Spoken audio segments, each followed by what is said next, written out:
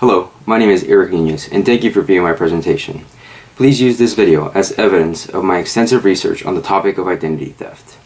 The 21st century demands for people to use technology in order to conduct their daily lives.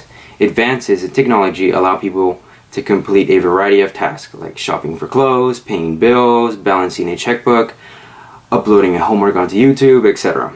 So, all via the internet. According to reference.com, the internet came into existence with the invention of the World Wide Web by Tim Berners-Lee in the 1990s. The internet has developed into a massive electronic network that has no borders and spans over the entire globe. Every second, personal data such as social security numbers, credit card numbers, bank account numbers, and passwords are transmitted from one computer to another. Sadly, criminals have also adapted to the tech advances and the use of the internet to commit crimes by stealing the identity of others. According to Javelin Strategy and Research, every 2 seconds, someone in America becomes the victim of identity theft. In the past, criminals have used bank statements, mail, and other bills often discarded in the trash to steal the personal information needed to assume another person's identity. More recently, criminals have used technology to apply new methods of identity theft in the form of cybercrimes. Criminals have discovered flaws in the World Wide Web and are able to hack areas of the internet that are strictly prohibited. The Department of Internal Affairs defines hacking as exploiting vulnerabilities in an electronic system or in computer software to steal personal data. Once hackers enter a computer network, they are able to retrieve sensitive information like documents, files, confidential data for their own personal greed. As a result, these cybercriminals use the identities of others to cause financial and emotional stress.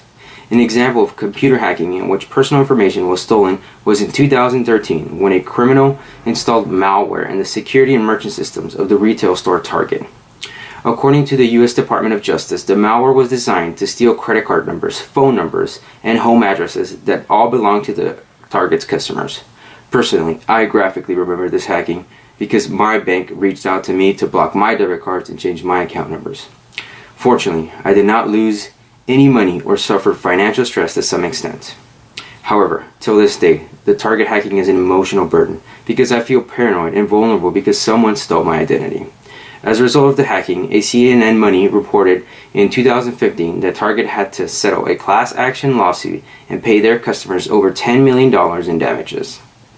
To protect your identity from the dark side of the internet and becoming a victim, Equifax recommends to not share information unless you have initiated the exchange, install security software onto your computer to protect it from online hacking, do not use your name, date of birth, address, or any other personal information for passwords. Never disclose personal information in response to an email. When giving personal information over the internet, make sure the site is secure by looking at the web address in your web browser and visually inspecting the site for credibility. Regularly check your bank or credit card statements to monitor your transactions. By taking these precautions, you may reduce your chance of having your identity stolen. As leaders in our communities, it is our responsibility to help make others aware of their risk online. It might sound cliche, but if we all do our part, we can make the internet a safer place for us to conduct our lives. You can make a difference.